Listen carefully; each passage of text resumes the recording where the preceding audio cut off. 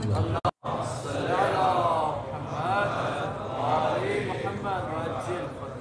الله الرحمن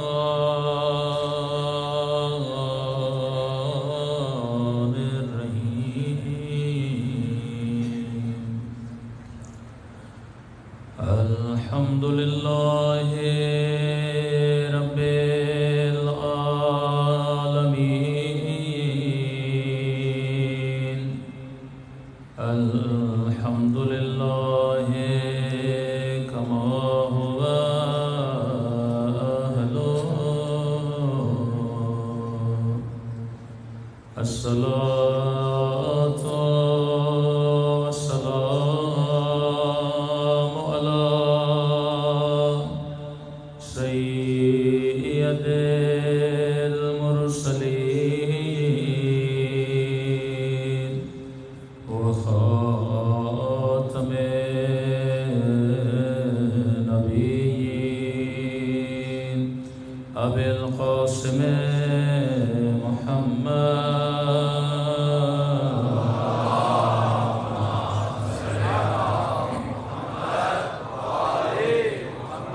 وعلى آله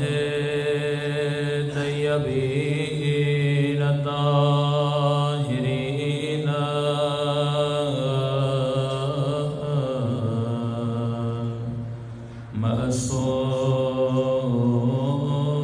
معصومين. دعا امام صاحب اللهم كل وليك حجة بن الحسن صلواتك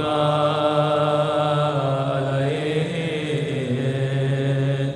وعلى في هذه الساعة وفي كل وليا وحافظا وقائدا وناصرا ودليلا وعينا أنت تسكنه أرضك طوعا وتمتعه فيها طويلا برحمتك يا أرحم الراحمين. صلاة پڑھیں.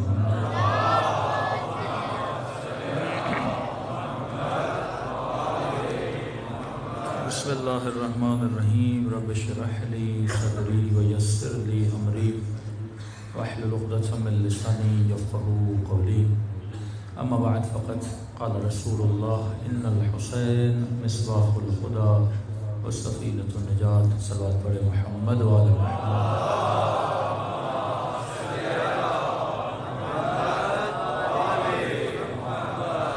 دعا ہے خدا ہم سب کی عزاداریاں اپنی بارگاہ میں قبول فرمائے. جس مقصد زندگی کی خاطر فرش عذاب پہ آتے ہیں ان مقاصد میں بھی کامیابی عطا فرمائے. کئی مومنین نے التماس سے دعا کے لیے کہا. ایک مومن کے والد وینٹیلیٹر پر ہیں، بیمار ہیں، ان کے لیے بھی دعا کریں خدا شفاء کاملہ عاجلہ نصیب فرمائے. اس انتظامیہ میں سے موجودین میں سے اگر کوئی بیمار ہے خدا اس کو بھی شفاء کاملہ عاجلہ نصیب فرمائے. کل سے ہماری طبیعت بھی تھوڑی ناساز ہے. تمام تر مومنین کی صحت یابی کے لیے ایک مرتبہ صلوات پڑھے محمد.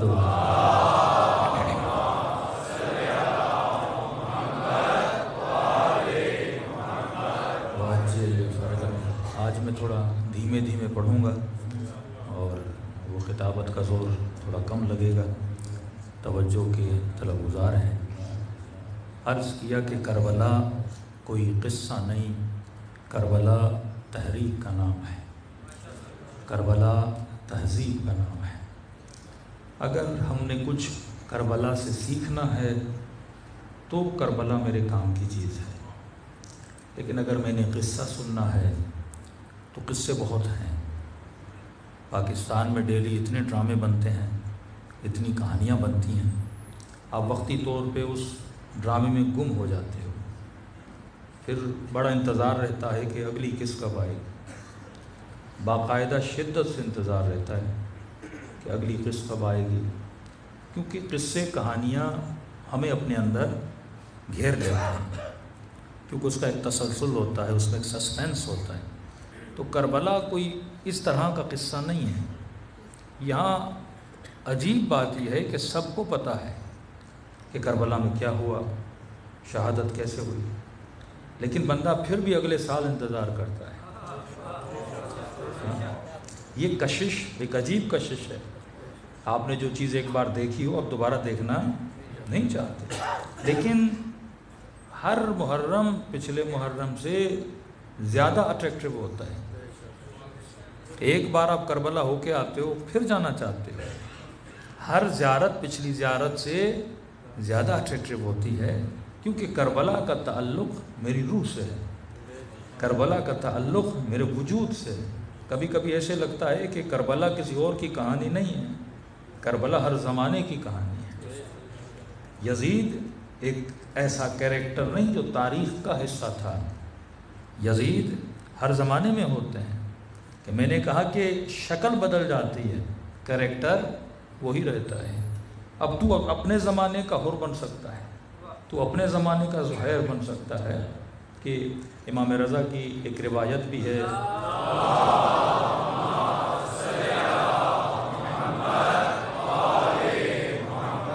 یہ روایتیں اسی لیے بیان کی گئیں تاکہ لوگوں کو بتایا جائے کہ بھائی معاملہ ختم نہیں ہوا، معاملہ چل رہا ہے۔ فرمایا وابن شبیب، اے شبیب کے بیٹے، ان سرک، چاہتے ہو کہ اللہ تجھے خوشی دے؟ کہ مولا کون سی خوشی؟ کہتے ہیں جنت میں اللہ کے گھر ہیں، تم چاہتے ہو خدا تجھے جنت میں وہاں پہ گھر دے جہاں پہ اللہ کے نبی کا گھر ہے۔ جیسے اسلام آباد میں مختلف سوسائٹیز ہیں، اب جگہ جگہ لوگ رہتے ہیں، ہر سوسائٹی کا اپنا ریٹ ہوتا ہے، تو جنت میں بھی سمجھو سوسائٹیز ہیں، اولیاء کی سوسائٹی، شہداء کی سوسائٹی، انبیاء کی سوسائٹی، اماموں کی سوسائٹی، مراتب ہے وہاں پر۔ فرمایا اللہ نے جنت میں گھر بنائے، چاہتے ہو تجھے خدا وہاں پر گھر دے جہاں پہ رسول کا گھر ہے، مطلب نبی کے ہمسائے بننا چاہتے ہو رسول کی سوسائٹی میں، شبیب خوشی کے عالم میں، مولا کیوں نہیں، میں وہاں گھر چاہتا ہوں۔ فرمایا اگر وہاں گھر چاہتے ہو تو حسین کے قاتل پہ لعنت کیا کرو۔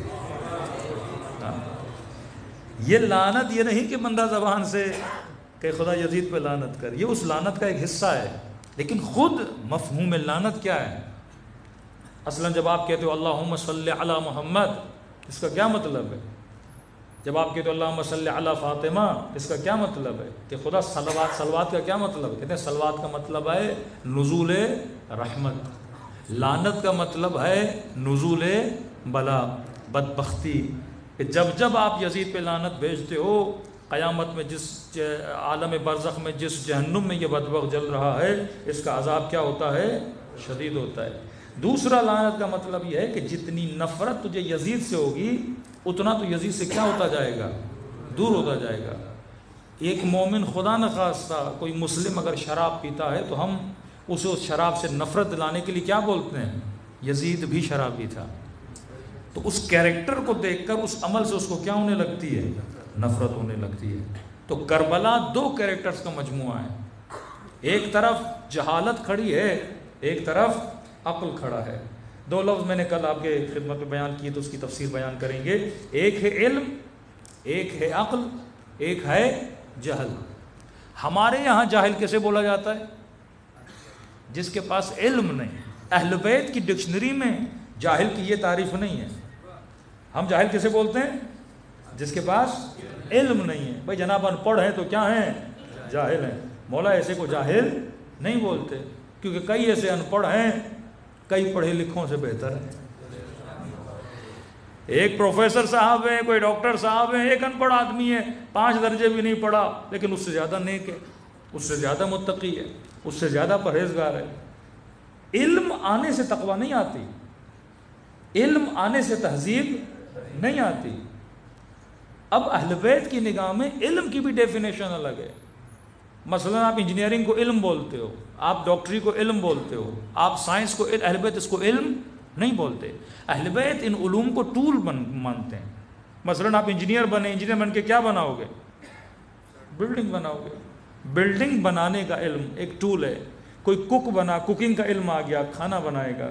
کوئی ڈاکٹر بنا، اسے آپریشن کرنا آتا ہے۔ یہ علم ابزار اور ٹولز ہیں ذریعہ معاش کے لیے۔ اہل بیت جس کو علم مانتے ہیں وہ ہے علم النفس، وہ علم جو بندے کو خدا کے قریب لے کر جائے، وہ علم جو انسان کو طرز زندگی سکھائے۔ ابھی بھاولپور کا واقعہ آپ کے سامنے ہوا، ریٹائرڈ آفیسر آدمی، اتنی ڈیوٹی کرنے والا، ایک یونیورسٹی کا سی او ہو، کیونکہ اس کے پاس ابزاری علم تھا، اخلاقی علم نہیں تھا۔ علم النفس جس بندے کے پاس نہ ہو، جس کی قسمیں 16-17 قسمیں کھانے کے بعد خدا یہ کہے کہ قد افلح من زکاہا وقد خواب من دساہا، کامیاب وہ ہے جس نے اپنا کیا کیا؟ تزکیہ کیا۔ انبیاء کی ڈیوٹی یہ نہیں تھی کہ آپ کو کھیتی باڑی سکھائیں، انبیاء کی ڈیوٹی یہ نہیں تھی کہ آپ کو یہ بتائیں گھوڑے کیسے چلائے جاتے ہیں، انبیاء کی ڈیوٹی یہ نہیں تھی کہ آپ کو بتائیں کھانا کیسے بنایا جاتا ہے۔ یہ علم ابزاری یہ کہیں بھی مل جائے گا، علی کے در سے وہ علم ملے گا جو کسی در سے نہیں ملے گا۔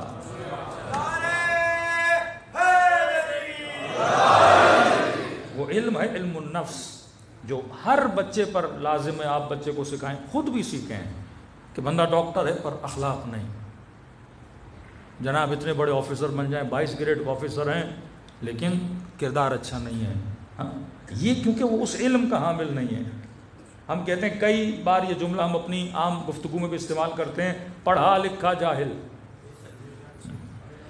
پڑھا لکھا جاہل۔ یہ وہی جملہ ہے اہل بیت علیہ الصلوۃ والسلام کی تربیت کا کہ علم ہے بندے کے پاس پر عقل نہیں ہے۔ تو اہل بیت کے معیار میں جہالت علم کے مقابلے میں نہیں ہے، جہالت عقل کے مقابلے میں ہے کہ بندہ علم بھی ہو، صاحب عقل بھی ہو۔ قاضی شرح عالم تھا پر عاقل نہیں تھا، حبیب ابن مظاہر عالم بھی تھے، عاقل بھی تھے۔ تو اصل چیز جو مجھے راہ ہدایت پہ لے کر آتی ہے وہ کیا ہے؟ عقل ہے۔ اب جس نے بھائی ایٹم بم پھینکا تھا، پہلے ایٹم بم میں 65,000 لوگ مرے، دوسرے ایٹم بم میں 95,000 لوگ مرے، کیا وہ جاہل تھا؟ بم بنانے والا کوئی جاہل ہوتا ہے؟ گولی بنانے والا کوئی جاہل ہوتا ہے؟ راکٹ بنانے والا کوئی جاہل ہوتا ہے؟ ریڑھی لگانے والا تو بم نہیں بنا سکتا نا، ایک ان پڑھ آدمی کیا بنا سکتا ہے؟ تو ان پڑھ آدمی جس کے پاس دنیا کا علم نہیں ہے وہ دنیا کو اتنا نقصان نہیں پہنچا سکتا جتنا علم حاصل کرنے والا دنیا کو نقصان پہنچا سکتا ہے۔ چھوٹی سی مثال دوں تاکہ اور موضوع آپ کے ذہن میں کھل جائے۔ دیکھیے پوری کتاب ہے Bible, old testament new testament. کسی نے اولڈ ٹیسٹمنٹ یعنی توریت سے ایک لفظ ادھر سے ادھر کیا کہ بڑا خطرناک ہوتا ہے۔ ایک جاہل کا پھسلنا قوموں کو اتنا تباہ نہیں کرتا جتنا ایک عالم کا پھسلنا۔ ایک جاہل پھسلا کیا ہوگا؟ جاہل ہی پھسلا نا، لیکن اگر کوئی پائے کا عالم ہو، بہت زیادہ علم ہو، جب یہ پھسلتا ہے تو پوری قوم کو تباہ کرتا ہے، پوری نسلوں کو تباہ کرتا ہے۔ اب یہ توریت میں جس نے رد و بدل کیا، ایک جملہ یہاں سے یہاں کیا کہ آنے والا نبی کس کی نسل سے ہوگا؟ اللہ نے کہا تھا اسماعیل کی نسل سے ہوگا، اس نے اسماعیل کی جگہ پہ اسحاق رکھ دیا۔ پوری یہودیت کو اس بندے نے کیا کر دیا؟ تباہ۔ اب یہ کام کسی جاہل نے تو نہیں کیا ہوگا نا، ہوگا کوئی بہت بڑا راہب، ہوگا کوئی اپنے یہودیت کا بہت بڑا مجتہد جس نے ایک لفظ یہاں سے یہاں کیا، پوری قوم کو کیا کر دیا؟ تباہ کر دیا۔ یہی معاملہ ولایت امیر المومنین، کہا من کنت مولاہ فہذا علی مولا۔ اب کوئی عام مسلمان تو معنی کو بدل نہیں سکتا نا، ایک بہت بڑا پائے کا بندہ ہوگا جس نے کہا ہوگا مولا کا مطلب حکومت نہیں ہے، دوست ہے۔ پوری قوم آج تک پھسلی ہوئی ہے نا۔ قتل کا فتویٰ آپ تو نہیں دے سکتے نا، کوئی بہت بڑا مفتی دے گا نا 1978 سے جب تک سوویت یونین کے خلاف جہاد چلا، یہ جہاد کوئی عام آدمی تو نہیں چلا سکتا نا. بڑے بڑے مفتی خریدے گئے، بڑے بڑے مولوی خریدے گئے. تو قوموں کو تباہ کرنے کے لیے جاہل تباہ نہیں کرتا، قوموں کو تباہ کرنے کے لیے عالموں کو لایا جاتا ہے. لیکن کون سا عالم؟ جو صاحب عقل نہیں ہے. تو اصل چیز جو آپ کو بچاتی ہے اور کربلائی بناتی ہے وہ عقل مند ہونا ہے. صلوات پڑھے محمد و آل محمد.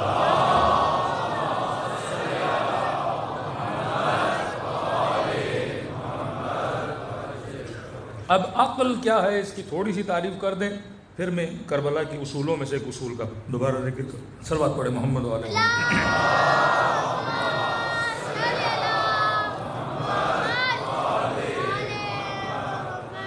دیکھیے 4 طاقتیں چھٹے امام فرماتے ہیں، 4 ٹولز خدا نے آپ کو دیے ہیں جس سے ہماری پوری باڈی ہم اس دنیا میں زندگی گزارتے ہیں. پہلی طاقت، اب انہی ٹولز کو حسینی بھی استعمال کرتے ہیں، انہی ٹولز کو یزیدی بھی استعمال کرتے ہیں. چیز وہی ہے. مثال دوں، ایک چھری ہے، چھری سے آلو بھی کاٹ سکتے ہو، ٹماٹر بھی کاٹ سکتے ہو، بھنڈی بھی کاٹ سکتے ہو، اسی چھری سے کسی بندے کا گلا بھی کاٹ سکتے ہو. چیز وہی ہے. یہ دشمن بھی اگر دنیا میں بدکاریاں کرتا ہے، چوریاں کرتا ہے، فسق و فجور پھیلاتا ہے، انہی ٹولز کو استعمال کرتا ہے. آپ انہی ٹولز کے ذریعے اللہ تک بھی پہنچ سکتے ہو اور وہی ٹول آپ کو جہنم تک بھی پہنچا سکتے ہیں. چیزیں وہی ہیں، تیرے اوپر ہے تو اس چیز کا استعمال کیسے کرتا ہے. کہا 4 چیزیں خدا نے تجھے عطا کی ہیں. پہلی چیز قوت غضب. ہر بندے کے اندر غصہ ہے، وہ حیوان ہو یا انسان ہو، کوئی بندہ غصے سے خالی نہیں ہے. اب غصے کا معیار ہر کسی کا الگ الگ ہے. چونٹی کے اندر بھی غصہ، بلی کے اندر بھی غصہ، شیر کے اندر بھی غصہ، یہ آپ کا بچہ، یہ جوان جو اس فرش اعضاء پر بیٹھے ہیں، ان کے اندر بھی غصہ ہے. غصہ برا نہیں ہے، یہ ایک طاقت ہے، ایک پاور ہے جو خدا نے آپ کو دیا ہوا ہے. Just like energy. آپ کے گھر میں گیس پڑی ہوئی ہے، ایک غصے والی چیز ہے، آپ اس سے چولہا بھی جلا سکتے ہو اور کسی بندے کا گھر بھی جلا سکتے ہو. یہی غصہ اگر نہ ہو تو بندے میں غیرت نہ ہو. یہی غصہ اگر نہ ہو تو آدمی اپنا دفاع نہ کر سکے. یہی غصہ نہ ہو تو بندہ وطن کا دفاع نہ کر سکے. یہی غصہ نہ ہو تو آدمی کے اندر وہ انرجی پیدا نہ ہو کہ علم کے لیے، کمانے کے لیے باہر نکلے. تو غصہ بہت ضروری ہے. لیکن ابھی فرمایا کہ الغضب یأکل الحسنات، غضب بھی نیکیوں کو ایسے کھاتا ہے جیسے آگ لکڑی کو کھا جاتی ہے. غصہ کہاں کرنا ہے اور کہاں نہیں کرنا، یہ کون تعین کرے گا؟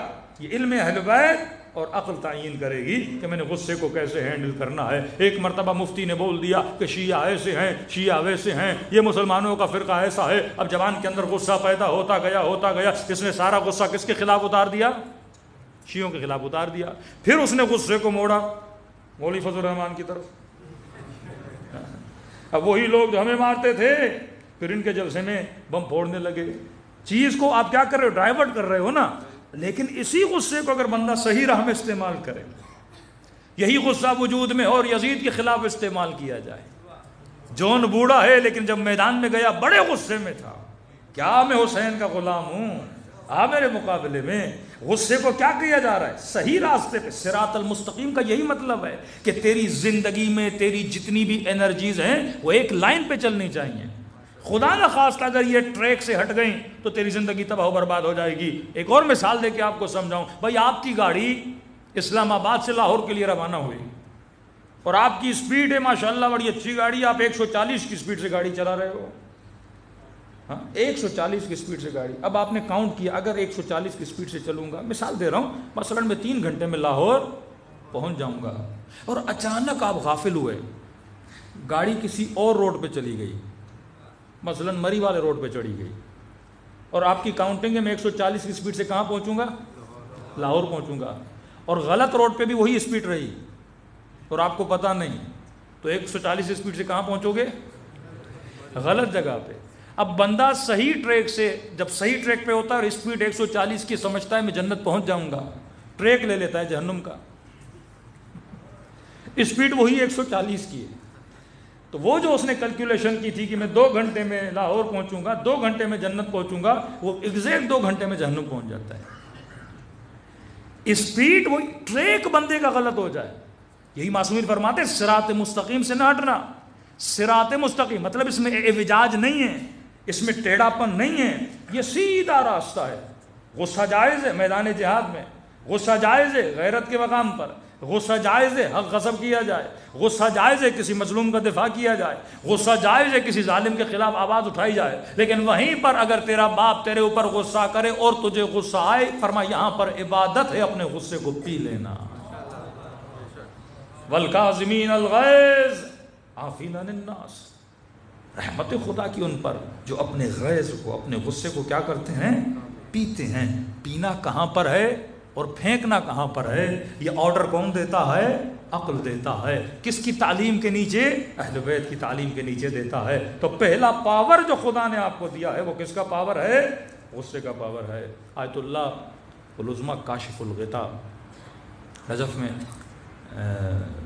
حرم کے باہر ان کی قبر ہے. جب بھی جائیں، بہت بڑے عالم دین، مدرس بھی تھے، ساتھ میں خیرات کا ان کو بڑا شوق تھا. غریبوں میں، فقیروں میں، بیواؤں کی شادیاں کروانا، جوانوں کی یتیموں پروری کرنا، یعنی تدریس بھی کرتے تھے اور مدد بھی کرتے تھے. بڑا احترام تھا ان کا نجف میں، ایران میں.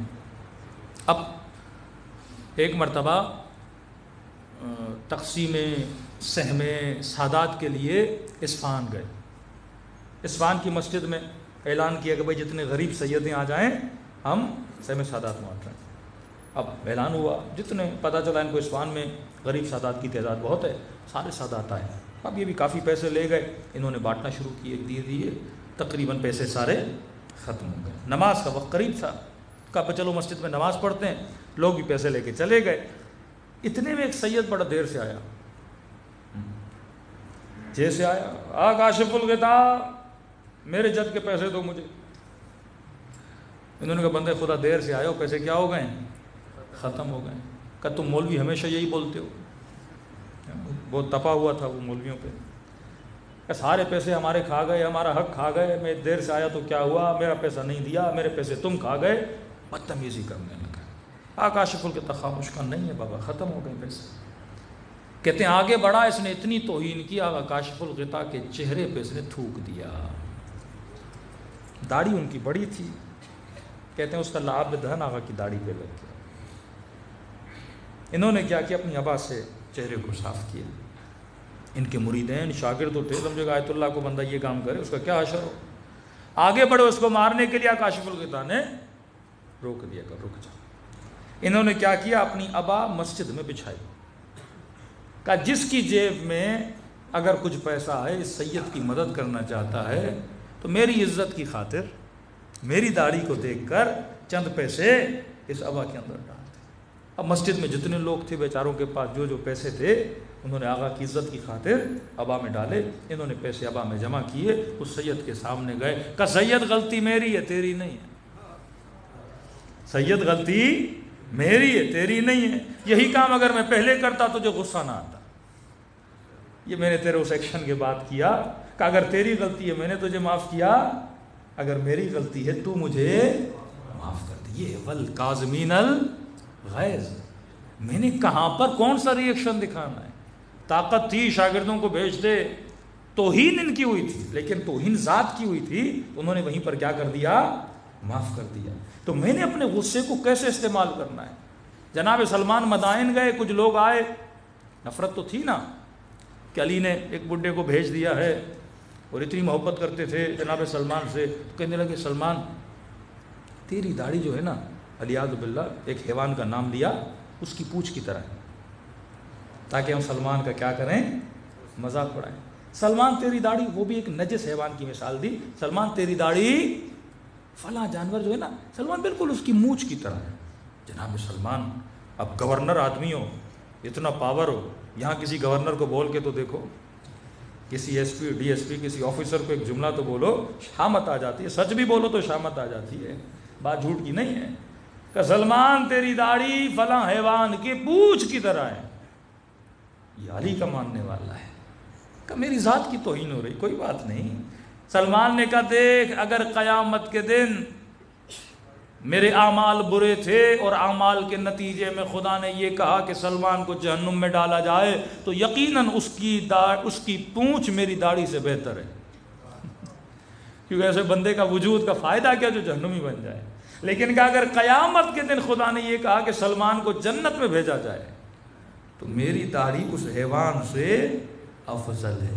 علمی جواب دے کے ان کو کیا کرا دیا؟ چپ کرا دیا. والکاظمین الغیظ. چوتھے امام زین العابدین علیہ الصلوۃ والسلام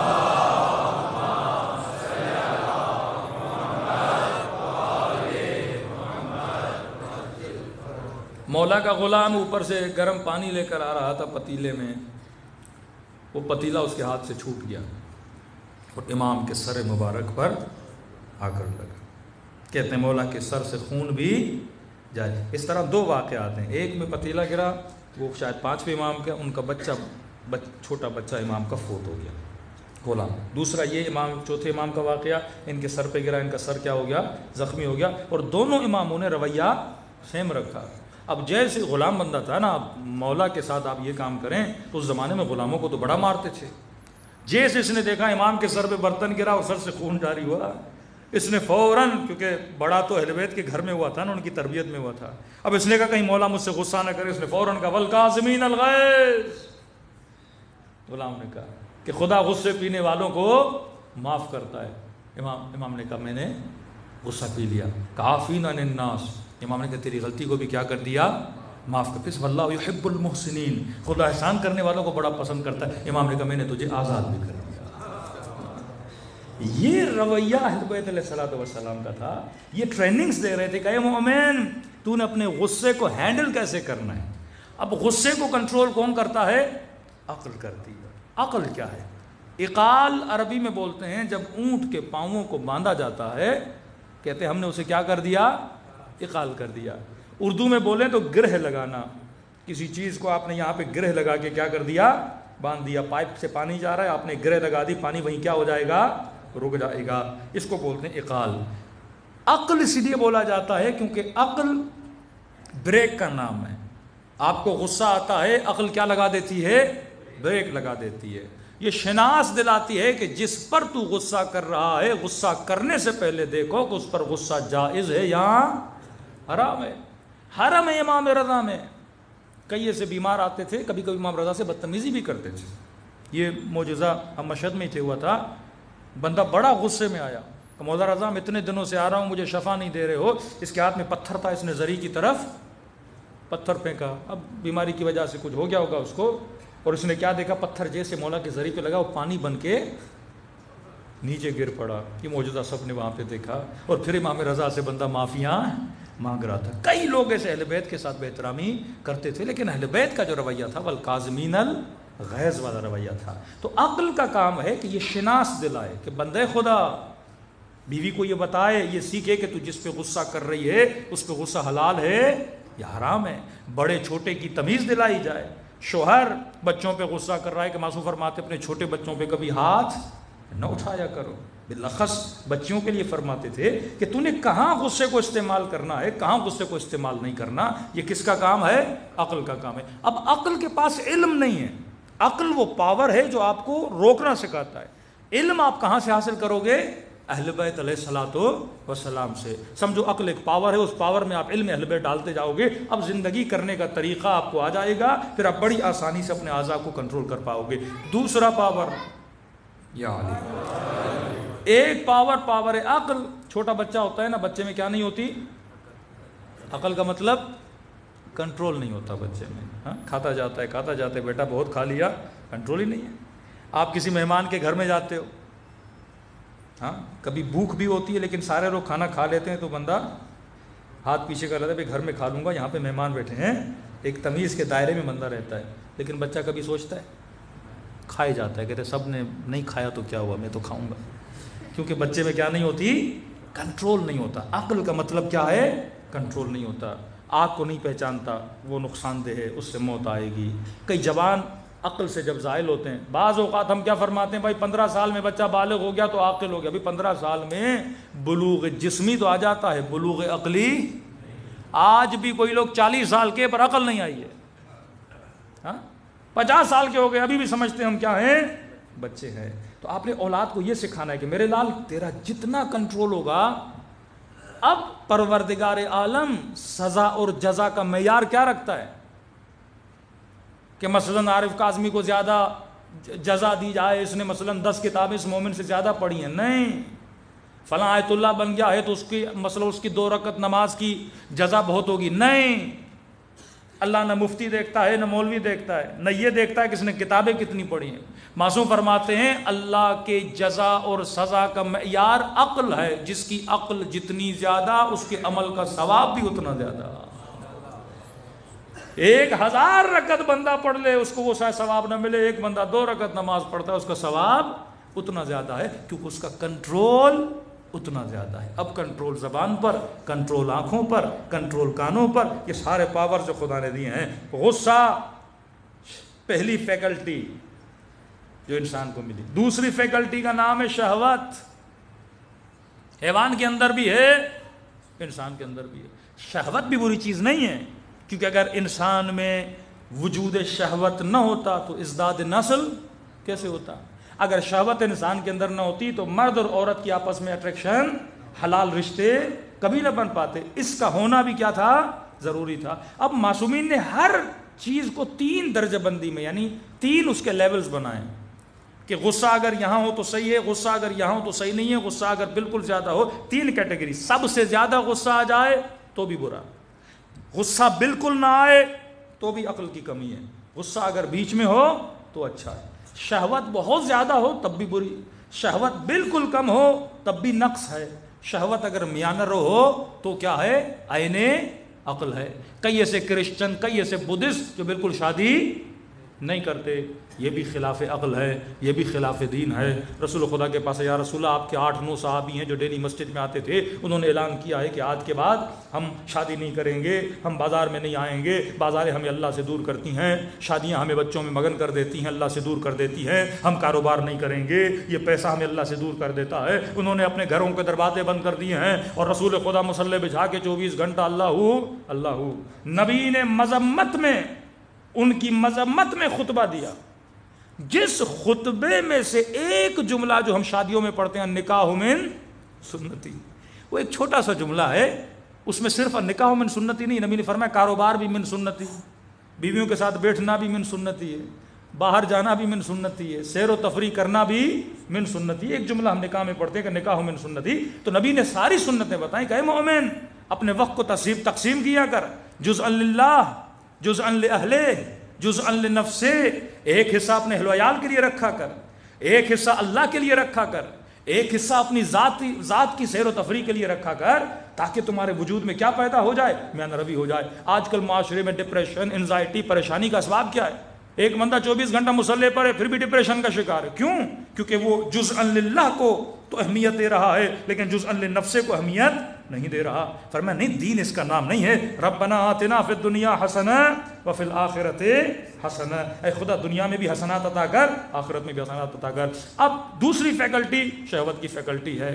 تیسری فیکلٹی جو سب سے بڑی ہے وہ قوہ ادراک ہے, آپ کا خیال. یہ بڑا اہم ہے. آپ مجلسیں سن رہے ہو, چیزوں کو دیکھتے ہو, تصویریں آپ کے ذہن میں آتی ہیں, بزنس کی پلاننگ کرتے ہو, یہ سارا کام کون کرتا ہے؟ آپ کا خیال کرتا ہے. اور خیال کو شیطان کس ذریعے سے تباہ کرتا ہے؟ وسوسے کے ذریعے سے. کہ میں نے کراچی میں ایک جملہ کہا تھا, ایک بیچارے جوان کا فون آیا کہ مولانا میری امی نے زندگی ہماری اجیرن کر دی. کہتے بڑی متقی پرہیزگار ہے لیکن مولانا وسوسہ اس کے اندر بہت ہے. کہتا ہم اسکول سے آتے ہیں, کالج سے آتے ہیں, کہیں سے کرکٹ کھیل کے آتے ہیں, کہتی گھر کے دروازے سے کمرے میں آنے نہیں دیتی. اب یہ بھی نہیں کہ کہے کہ پاؤں دھو کے آؤ, کہتی نہیں پورا نہا کے آؤ. تو باہر سے آ رہے ہو, کہیں نہ کہیں نجاست لگ گئی ہوگی. کہتے دوست کہتے ہیں آپ کی امی کو ہو کیا ہے اتنی بار؟ کہتے تم نے ایک بار دیکھا نہانا, دن میں 3-4 بار ہمیں نہانے کے لیے بھیج دیتی ہے. وسوسے کی بیماری. بندہ وضو کرے 1 بار 2 بار 3 بار, معصوم فرماتے ہیں وسوسہ شیطان کا بہترین ذریعہ ہے بندے کو کیا کرے؟ گمراہ کرے. کئی لوگوں کو نماز میں وسوسہ ہوتا ہے. ہاں اب تجوید بندے نے سیکھی ہے, اب ظالین بولے, والین بولے, ہاں سین بولے, سواد بولے, ہاں تو ایک بار نہیں نکلتا سواد, دوسری بار نکالنے کی کوشش کرتا ہے.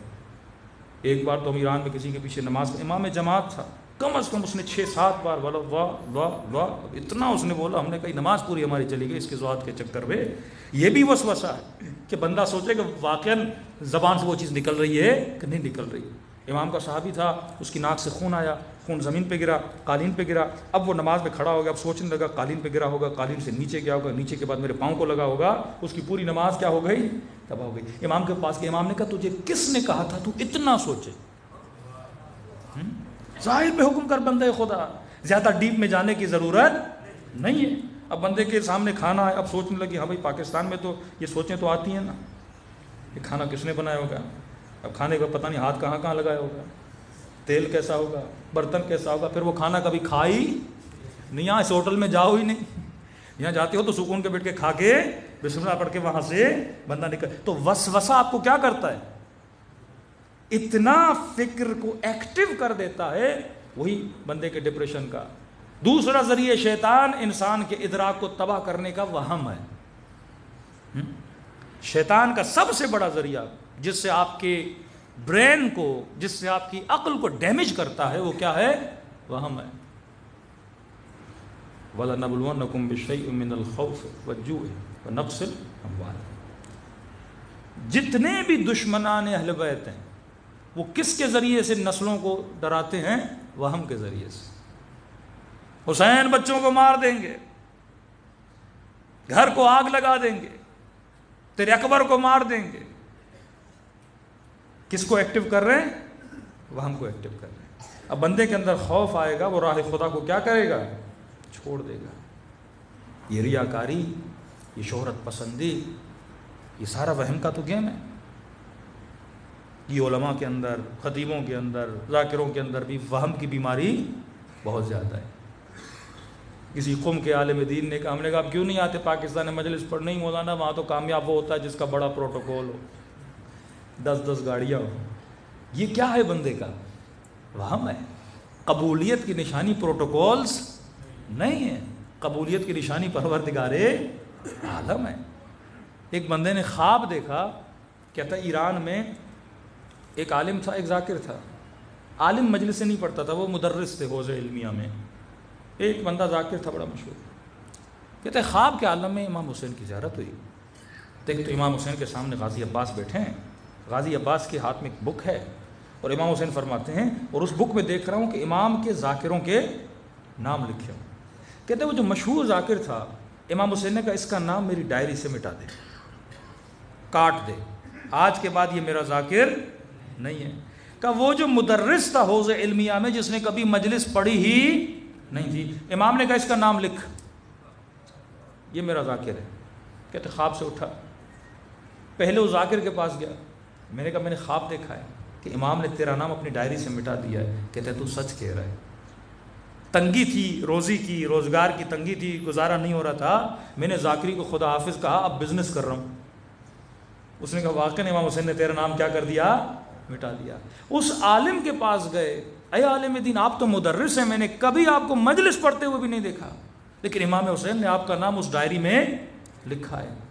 کہتے ہاں میں نے کبھی لوگوں میں آ کے مجلس نہیں پڑھی، لیکن 1-2 سال سے جب محرم کے دن آتے ہیں اپنے گھر جاتا ہوں، اپنے بچوں کو بٹھا کے حسین کا ذکر کرتا ہوں، بیوی بٹھاتا ہوں، 3-4 بچے جو اللہ نے مجھے دیے ہیں نواسیاں، ان کو بٹھا کے 2 جملے مصیبت کے پڑھتا ہوں، 4 جملے مولا کے فضائل کے پڑھتا ہوں، فرامین کے پڑھتا ہوں، کہ امام حسین نے آپ کا نام کس میں لکھ دیا؟ اہل بیت علیہ الصلوۃ والسلام بندے کا خلوص دیکھتے ہیں۔ یہ واقعات جب آپ سنتے ہیں کہ ایک بندہ یہاں سے کربلا جاتا ہے امام حسین کو سلام کرنے کے لیے، زیارت کرنے کے لیے، رات کو خواب دیکھتا ہے، مولا حسین فرماتے جب اپنے وطن میں واپس جاؤ اس بوڑھے کو حسین کا سلام دینا۔ مولا کون کا جب مجلس حسین ہوتی ہے، وہ جو بوڑھا بزرگ ہے جو مومنوں کی جوتیاں بنا بنا کے رکھتا ہے۔ یہی تو فرق ہے، ایک بندہ یہاں سے کربلا سلام دینے جاتا ہے اور دوسرا وہ ہے جس کو حسین کربلا سے یہاں سلام بھجواتے ہیں۔ ان کے یہاں معیار عقل ہے نہ کہ وہم ہے۔ اگر میری مجلسیں، اگر میرا ذکر، اگر میری نمازیں کس کی بنیاد پر ہوں؟ وہم کی بنیاد پر ہوں تو ان کا کوئی فائدہ نہیں ہے۔ وہ ساری چیزیں کس بنیاد پہ ہونی چاہیے؟ عقل کی بنیاد پہ۔ اب وہم کا علاج کیا ہے؟ یہ ٹاپک بہت بڑا ہے، میں صرف اشارے کرتا جا رہا ہوں۔ وہم کا علاج کیا ہے؟ کئی لوگ بیچارے اپنے مسائل کے لیے فون کرتے ہیں۔ ایک خاتون نے کہا مولانا مجھے شدید وہم کا مسئلہ ہے۔ اب شیطان وہم اس چیز کا دلاتا ہے جس سے آپ کیا کرتے ہو؟ محبت کرتے ہو۔ مثلا جان سے محبت ہے، اچانک آپ کو اس سائڈ پہ درد ہوا، پہلا خیال جو شیطان لائے گا بھائی اٹیک آنے والا ہے۔ اب خیال کا بھی بڑا کمال ہے، کیونکہ خیال جب آتا ہے نا تو وہ نتیجہ دیتا ہے۔ آسان کر کے سمجھاؤں، آپ کی مثلا بڑی محنت سے آپ نے پیسے جمع کیے اور عراق جانے کے لیے، مولا کی زیارت کے لیے۔ اب آپ کی فلائٹ ہے رات کو 10 بجے، آپ ٹریفک میں پھنس گئے۔ اب ایئرپورٹ 1 گھنٹہ 1.5 گھنٹہ پہلے پہنچنا ہے۔ اب آپ کی فلائٹ ہو گئی، آپ رستے میں پھنس گئے ایئرپورٹ، آپ کو لگ رہا ہے کہ میں نہیں پہنچ پاؤں گا۔ آپ کا خیال کیا ہو جائے گا؟ ایکٹیو ہو جائے گا، بولے گا پہنچ نہیں پاؤ گے، جہاز نکل جائے گا، پیسے بھی ضائع ہو گئے، مولا کی زیارت بھی نہیں ہوگی، یہ ہوگا وہ ہوگا۔ وہ پورا نتیجہ دیتا ہے۔ اس نتیجے کی صورت میں آپ کی باڈی میں کیا آتا ہے؟ اسٹریس آ جاتا ہے۔ اب یہاں درد ہوا، آپ نے سوچا بھائی درد ایک شاید اٹیک ہونے لگا ہے۔ اب وہ آپ کا خیال اٹیک دلواتا ہے آپ کو، آپ کے خیال میں وہ بولتا ہے اٹیک ہو گیا، اور ہو جائے گا تو مر جاؤ گے، مر جاؤ گے بچوں کا کیا ہوگا، بیوی کا کیا ہوگا۔ اب ہوا کچھ بھی نہیں ہے، لیکن آپ کے ذہن میں سب کچھ ہو گیا ہے، اور اس سب کچھ ہونے کے نتیجے میں اسٹریس آتا ہے، اور اسٹریس کے نتیجے میں سچ مچ ہو جاتا ہے۔ خیال اسی لیے بڑا خطرناک ہے اگر اس کو کنٹرول نہ کیا جائے۔ من یتوکل علی اللہ فہو حسبہ، جو اللہ پہ توکل کرتا ہے، خدا کیا کہتا ہے؟ میں اس کا خیال رکھتا ہوں۔ امام حسین نے کہا حسبی اللہ و نعم الوکیل، کہ مولا حسین بچوں کو لے کر جا رہے ہو، جناب عبداللہ نے کہا بچوں کو لے کر جا رہے ہو، کہیں بچوں کا کچھ نہ ہو جائے۔ پھر آگے بڑھتے تھے، پھر لوگ کہتے پھر کسی نے فرض رکھنے کا، مولا وہاں پہ اتنا بڑا لشکر اور آپ 80-90 لوگ، کیا ہوگا؟ امام نے فرمایا حسبی اللہ نعم الوکیل، حسین کے لیے خدا کافی ہے، میں اتنی بڑی فوج سے ڈرتا نہیں ہوں، اللہ پر ایمان۔ تو یہ خاتون کہتی مولانا یہ مجھے بڑا مسئلہ تھا۔ کیا؟ کہتی ہے بیٹا اللہ نے ایک دیا ہے، اس سے بڑا پیار کرتی ہوں۔ کہتی جب بھی گھر سے باہر جاتا ہے نا، ذہن میں آتا ہے بیٹے کا ایکسیڈنٹ ہو گیا، بیٹا مر گیا، کوئی کڈنیپ کر کے لے گیا، یہ ہو گیا۔ کہتی جب تک گھر واپس آتا نہیں تب تک تو میری آدھی جان نکل جاتی ہے۔ اب یہ سائیکولوجیکل ایشوز ہیں، یہ بھی کون سولو کرے گا؟ جب تک آپ کی عقل ایکٹیو نہیں ہوگی آپ کی زندگی نہیں گزرے گی۔ ایک مومن نے تو کہا مولانا اتنی انزائٹی ہو گئی ہے، میں دروازہ کھولتا ہوں مجھے ایسے لگتا ہے میرا ہاتھ دروازے کو چپک جائے گا، اور یہ بھی آتا ہے کہ میں جدا کرنے کے لیے جاتا ہوں، میرا ہاتھ خدا نہ خواستہ وہ کیا ہو گیا ہے؟ الگ ہو گیا ہے۔ اتنا بندہ وہم کا شکار ہو جاتا ہے، اتنا بیمار ہو جاتا ہے۔ اب اس کا علاج کیا ہے؟ اس کا علاج امیر المومنین کا فرمان ہے، فرماتے مومن جس چیز سے ڈرتے ہو اسی چیز کے اندر کود جاؤ۔ مطلب وہ اس کا حل یہی ہے، کیونکہ اگر آپ کو بولے گا یہ ہوگا یہ ہوگا، آپ کیسے مطمئن کرو گے کہ یہ نہیں ہوگا؟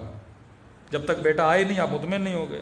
تو فرماتے جس چیز سے وہ تجھے ڈرا رہا ہے، میں ہمیشہ مثال دیتا ہوں، وہم اور وسوسے کی مثال ایک تسبیح کی طرح ہے۔ آپ بولو گے یہ نہیں، شیطان اگلا جملہ لائے گا، اگلا وہم لائے گا، اتنا آپ کو گول گھماتا رہے گا، آپ اس کے گیم سے باہر نکل ہی نہیں سکتے ہو، جب تک مارتا نہیں آپ کی جان نہیں چھوڑتا۔ تو فرمایا اس کا واحد ترین حل کیا ہے؟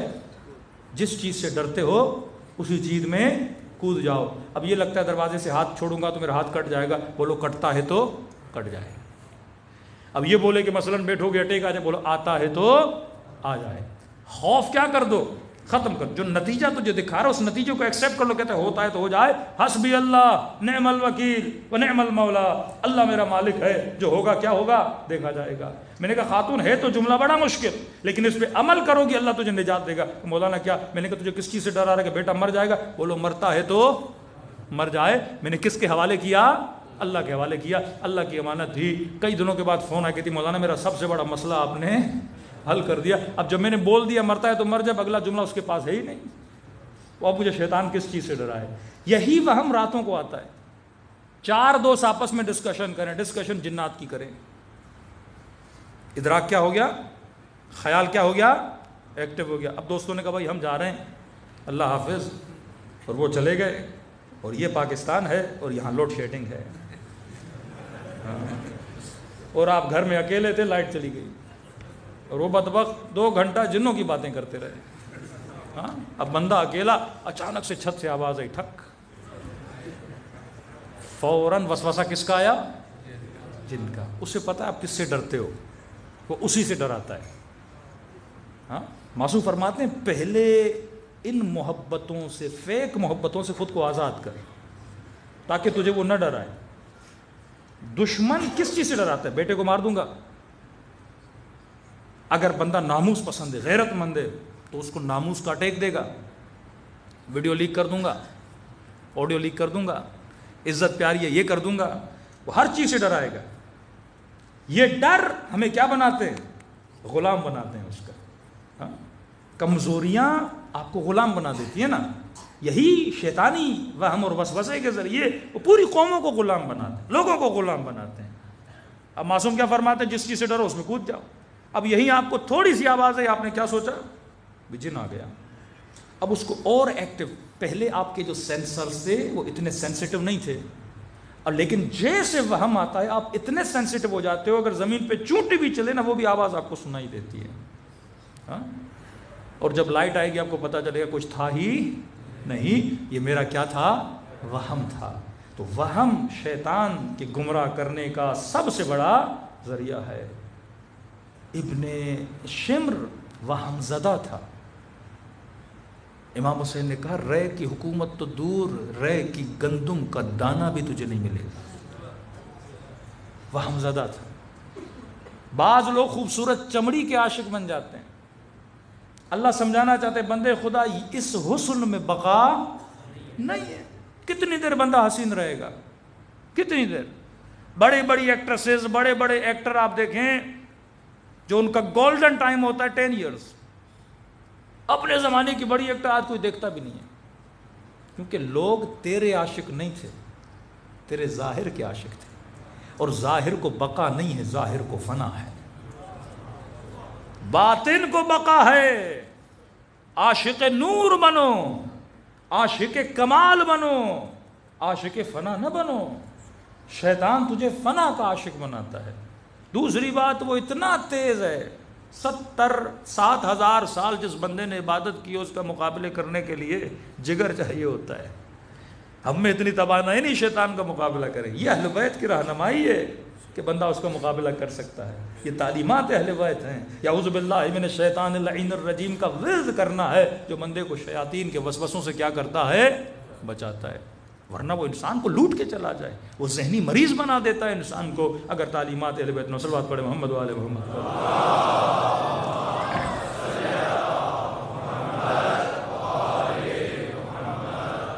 اب شیطان کو بھی پتا ہے کہ انسان عاشق کمال ہے، کیونکہ یہ چیز ہماری نیچر میں رکھی گئی ہے کہ ہم پرفیکشن کے عاشق ہیں. آپ کو ہر چیز پرفیکٹ ہو تو اچھی لگتی ہے، پرفیکٹ نہ ہو تو اچھی نہیں لگتی. اب شیطان کو بھی پتا ہے، میں مومن کی خواہش ہوتی ہے اچھا گھر مل جائے. ہاں عاشق ہے، سمجھتا ہے گھر ملنے سے کیا ملے گا؟ کمال ملے گا.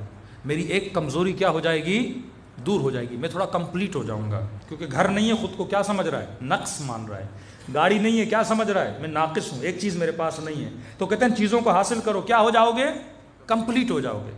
پیسہ ہوگا تو جہاں چاہے اپنی ضرورتوں کو پورا کرے گا، کیا ہو جائے گا؟ کمپلیٹ ہو جائے گا. لیکن کتنا دے گا؟ چلو گھر مل گیا، گاڑی مل گئی، بیوی آ گئی، بچے آ گئے، جاب مل گئی، پھر کیا؟ اب اسے بھی پتا ہے کہ میں دنیا میں سے کوئی ایسی چیز نہیں دے سکتا جس سے اس کا من بھر جائے. کبھی انسان کا من نہیں بھرتا. لا متناہی خواہشوں کا مالک ہے انسان. پوری دنیا اسے دی جائے پھر بھی کہے گا ہل من مزید، اور بھی ہے تو لاؤ. کیونکہ یہ عاشق کمال ہے، کیونکہ یہ پرفیکشن کا عاشق ہے. اب یہاں پہ شیطان ایک ٹیکنیک سے کھیلتا ہے. کیا کرتا ہے؟ یہ چیزوں میں ویرائٹیز کو بڑھانا شروع کر دیتا ہے، اور اتنی ویرائٹیز بناتا ہے کہ آپ ایک چیز سے دوسری چیز پہ جمپ لگاتے ہو. چیزیں ہی ختم نہیں ہوتی تو بندہ خدا تک کیسے پہنچے؟ وہ چیزوں میں گم، ایک گھر دوسرا گھر. اب گھر چینج کرتا رہتا ہے پوری زندگی، گاڑیاں چینج کرتا رہتا ہے پوری زندگی، موبائل چینج کرتا رہتا ہے پوری زندگی، حسین چہرے چینج کرتا رہتا ہے پوری زندگی. اس کی خواہش ختم ہی نہیں ہوتی، ایک چیز سے دوسری چیز پہ لاتا ہے. تبھی فرمایا اسلام کا ایک بڑا اصول کیا ہے؟ قناعت ہے. فرمایا جو ہے اگر اس کا شکر ادا کرنا چاہتے ہو تو کبھی اوپر نہ دیکھا کرو نیچے دیکھا کرو۔ فرمایا امیروں کے گھروں میں جا کر اپنی جھوپڑیوں کو تباہ نہ کیا کرو۔ اوپر دیکھو گے خواہش پیدا ہوگی، کیونکہ اوپر بہت اوپر ہے، امیروں کے اوپر بھی بہت امیر ہے، کہاں تک جاؤ گے؟ فرمایا اگر جو رزق اللہ نے دیا ہے اس کا سجدہ شکر دل سے ادا کرنا چاہتے ہو نا تو غریبوں کی جھوپڑی میں جایا کرو۔ میں مومنین کو کہتا ہوں جو خیرات کرتے، جو راشن بانٹتے ہیں، آج کل رسم میں آپ نے کسی کو پیسے دے دیے، جناب جاؤ راشن بانٹو، یہ بھی ثواب کا کام ہے، اچھی بات ہے، لیکن اگر واقعی فیل کرنا چاہتے ہو نا کبھی اپنے بچے کو، بیٹے کو، بھائی کو لے جا کر غریبوں کی بستیوں میں جا کے خود بانٹا کرو۔ اس سے جو آپ کو لذت ملے گی نا، اور گھر واپس آ کر جو اللہ کو سجدے شکر ادا کرو گے نا، اس کا مزہ کچھ اور ہے۔ فرمایا صحت کا احساس کرنا ہے ہاسپٹل چلے جاؤ، اوپر نہیں دیکھو فلاں بندہ بہت مجھ سے تگڑا ہے، نہیں، ہاسپٹل جاؤ، دیکھو کتنے بیمار زمینوں پہ پڑے ہوئے ہیں، پھر تجھے قدر ہوگی کہ خدا نے مجھے کون سی نعمت دی ہے۔ کہ حیات کی قدر کرنی ہے تو ہفتے میں کم از کم ایک بار قبرستان جایا کرو، مردوں کو دیکھا کرو، کئی جوان قبروں میں لیٹے ہوئے ہیں، نعمت کا احساس ہوگا کہ خدا نے مجھے کیا دی ہے، اتنی بہترین زندگی عطا کی ہے، تو نیچے دیکھو گے شکر خدا ادا کرو گے۔ اور دوسرا جوانوں کے لیے کہہ رہا ہوں، انسان اگر شادی کرے نگاہ کو حرام سے بچائے۔ بعض لوگ شادیاں کرنے کے بعد بیویوں کو کیا دیتے ہیں، تانے دیتے ہیں، فلاں کی بیوی دیکھو، فلاں کی بیوی دیکھو، دل میں حسرتیں پیدا کرتے ہیں۔ معصوم فرماتے ہیں دوسروں کے گھروں کو دیکھ کر اپنے گھر کو تباہ نہ کیا کرو، حسرت کی تو کوئی جگہ ہی نہیں ہے۔ فرمایا سہم من سہام شیطان، حسرت شیطان کے تیروں میں سے ایک تیر ہے۔ اب یہاں پہ ذرا عقل کو ایکٹیو کرو، جوانوں کے لیے مخصوص یہ جملہ بول رہا ہوں۔ مثلا آپ کسی مال میں، کسی روڈ پہ، یونیورسٹی میں، کہیں بھی روڈ سے گزر رہے ہو اور آپ کو نگاہ حرام کی کیا ہے، مثلا خدا نخواستہ کسی کو عادت ہے، اب یہ چھٹے امام کی فرمان کی روشنی میں مثال دے کے سمجھا رہا ہوں، آپ کو عادت ہے گناہ کی، اب وہ کوئی خاتون ہو، وہ کسی کی بڑی گاڑی ہو، کسی کا بڑا بنگلہ ہو، کوئی بھی چیز ہو، اب آپ کا گھر چھوٹا ہے، آپ نے کوئی بہت بڑا بنگلہ دیکھا اور گاڑی روک لی کہ جناب یہ بڑا خوبصورت ہے، ذرا گاڑی تو روکو، اس کو ذرا دل بھر کے دیکھ تو دیں۔ اب دیکھتے دیکھتے کیا پیدا ہو گئی، حسرت۔ معصوم فرماتے اس سے بڑا کوئی بے وقوف نہیں ہے۔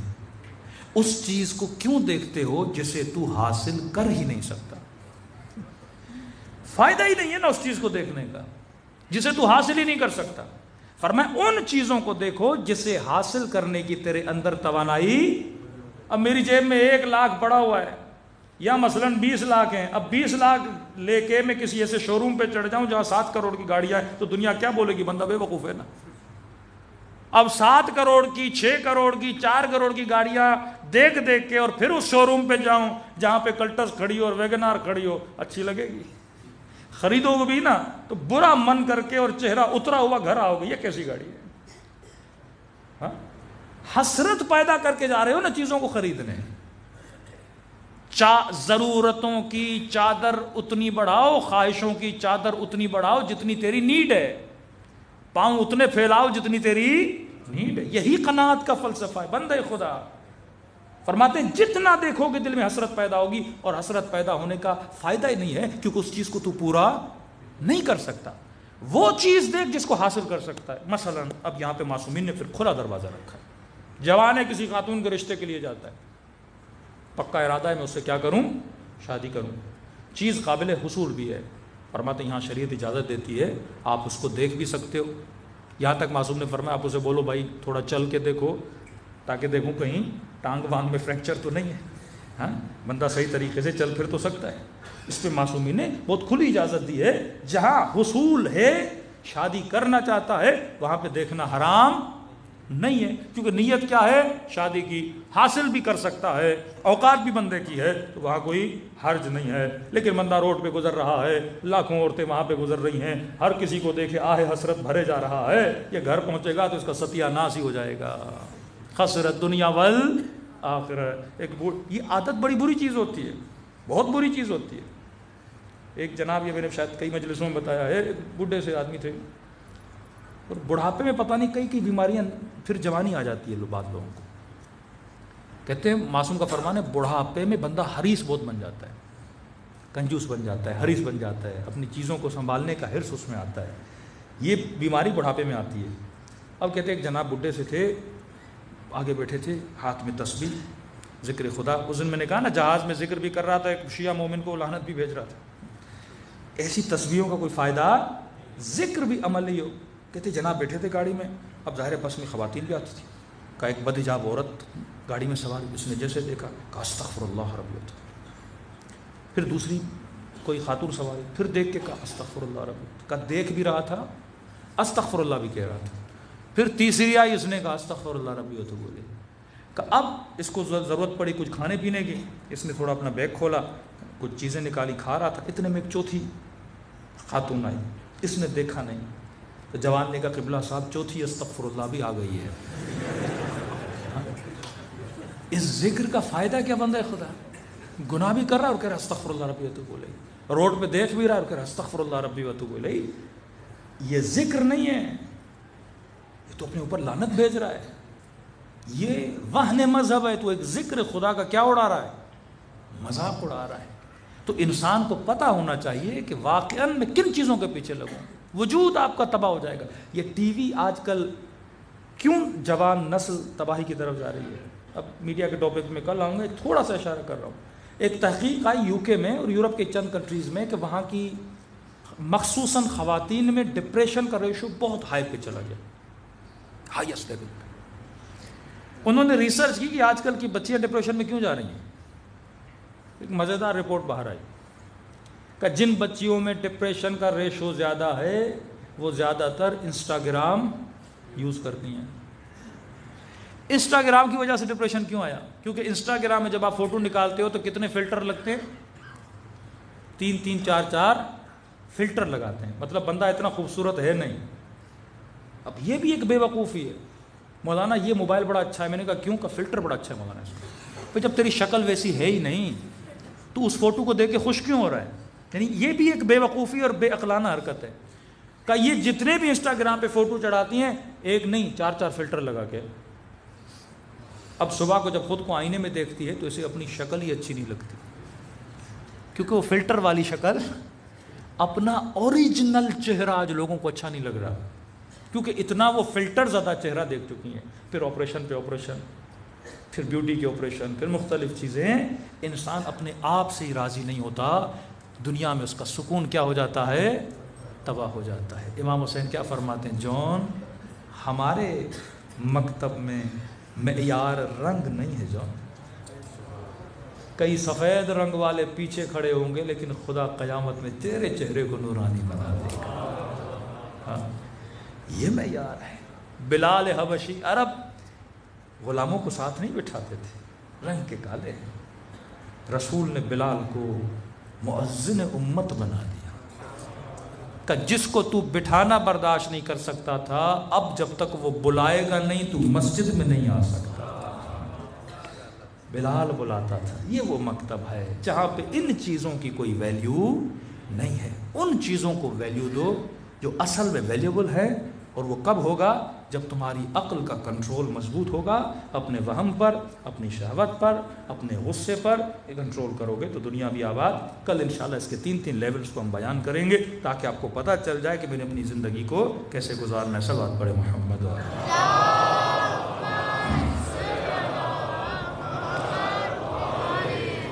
آئیے ایسے کریموں کو سلام کریں جنہوں نے ہمیں زندگی کرنا سکھایا، جنہوں نے سوچنا سکھایا، جنہوں نے بات کرنا سکھایا.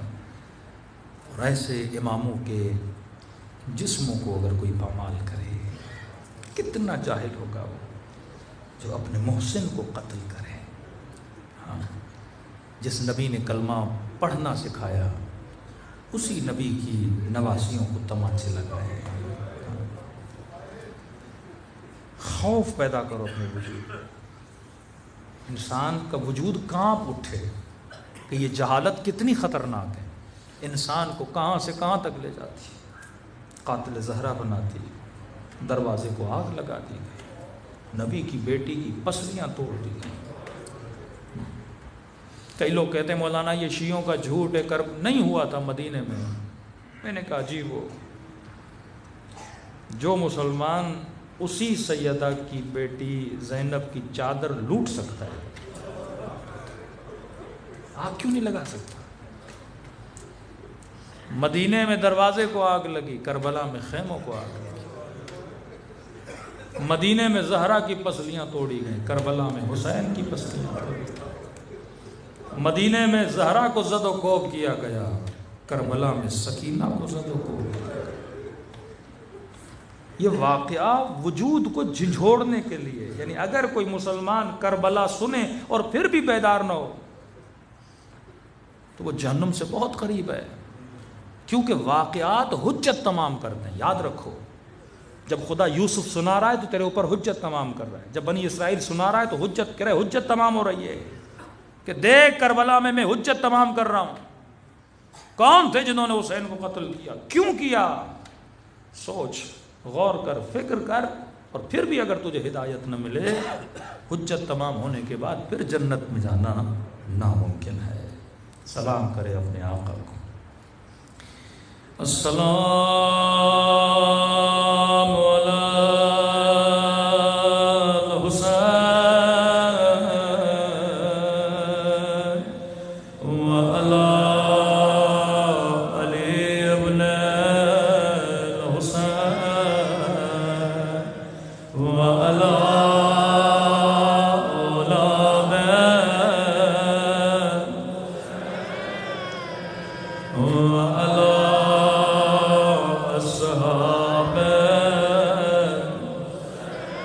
سب مل کے السلام علی وعلی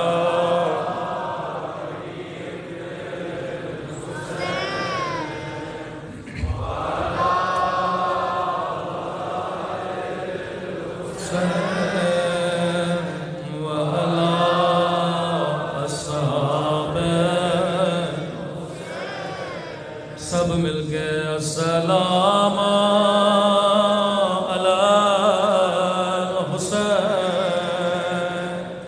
وعلی علی ابن وعلی اولاد حسین وعلی اصحاب میرا سلام ہو زینب کی لٹی ہوئی چادر پہ، میرا سلام ہو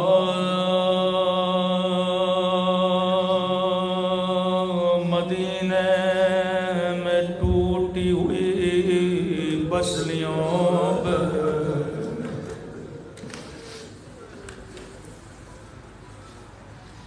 ہر مصیبت کی کوئی تاریخ ہے،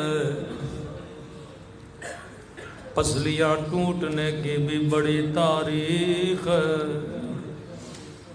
اہل بیت میں سب سے پہلی پسلی مدینے میں توڑی گئی۔ امام حسن فرماتے ہیں ذاکر میرے اصلی مذاہب کیوں نہیں پڑھتا؟ کہنے لگا مولا میں آپ کے سارے مذاہب پڑھتا ہوں۔ فرمایا میرے اصلی مذاہب پڑھا کرو۔ مولا یہ کون سے مذاہب ہیں؟ فرمایا میرے اصلی مذاہب مدینے کی گلی میں ہے، ایک دروازے کو آگ لگے تھے،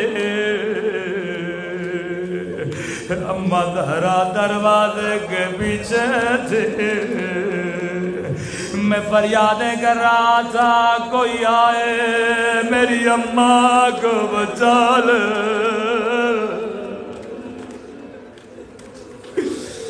کوئی آئے آگ بجھا لے۔ پہلی پسلی مدینے میں توڑی گئی، سنیں گے دوسری پسلیاں کب ٹوٹی؟ ظالم کہنے لگا ابن زاد جب میں لاشوں پہ گھوڑے دوڑا رہا تھا میں نے اپنے کانوں سے حسین کی پسلیاں ٹوٹنے کی آواز سنی تھی، لیکن کربلا میں ایک شہید اور بھی ہے جس کی پسلیاں بھی توڑی گئی، لیکن حسین کی پسلیوں میں اس شہید کی پسلیوں کے ٹوٹنے میں ایک بڑا فرق تھا۔ میرے مولا کی پسلیاں تب ٹوٹی جب روح برباد کر گئے تھے، لیکن یہ وہ شہید ہے ابھی زندہ تھا، دائیں طرف کی پسلیاں بائیں طرف چلی گئے، بائیں طرف کی پسلیاں دائیں طرف چلی گئے۔ سنیں گے یہ شہید کون ہے؟ یہ حسن کا یتیم قاسم،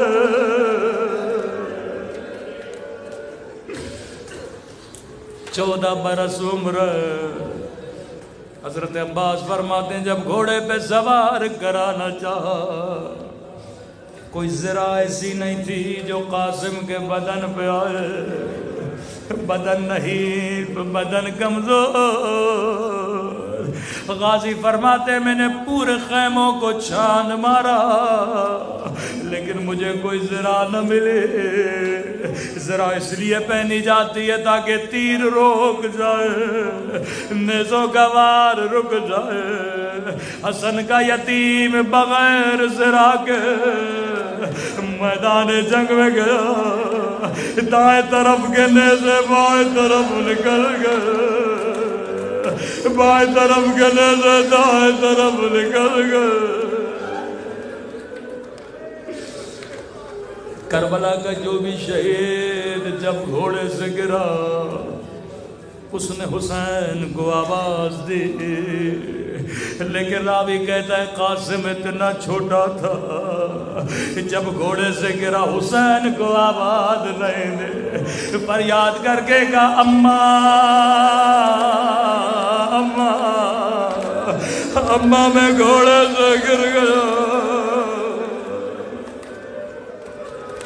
حسین بھتیجے کے لیے دوڑے دوڑے میدان میں پہنچے۔ قدیم علماء فرماتے حسین کو کہیں قاسم کا لاشا نظر نہیں آیا، دائیں طرف کا قاسم مجھے آواز دو، لیکن کہیں سے آواز نہیں آئی۔ کہا قاسم امام ہو کے پکارتا ہوں مجھے آواز دو۔ دائیں طرف سے آواز آئی جی میرے مولا، بائیں طرف سے آواز آئی جی میرے مولا۔ ہائے غربت حسین، آگے بڑے ابا کے دامن کو بچھایا، کٹی ہوئی انگلیاں اٹھائی، کٹے ہوئے گوشت کے ٹکڑے اٹھائے۔ ایک مرتبہ نجف کا رکیا روکے کہنے لگے بابا خیبر فتح کرنا آسان ہے، خندق فتح کرنا آسان ہے، لیکن یتیم کی لاش کے ٹکڑے اٹھانا بابا بابا بڑا مشکل ہے۔ راوی کہتا حسین نے گٹھڑی باندھی، گٹھڑی کو پیٹھ پہ رکھا، خیمے کے در سے آواز دی اماں فضا ذرا بہن زینب کو بلانا۔ بی بی زینب آئی، فرمایا بہن زینب قاسم کا لاشا لایا ہو لیکن ماں کو نہ بتانا۔ بی بی زینب نے کہا حسین تیرے ہاتھ تو خالی ہے، لاشا کہاں ہے؟ روکے کا بہن زینب یہ جو گٹھڑی میرے پیٹھ میں دیکھ رہی ہو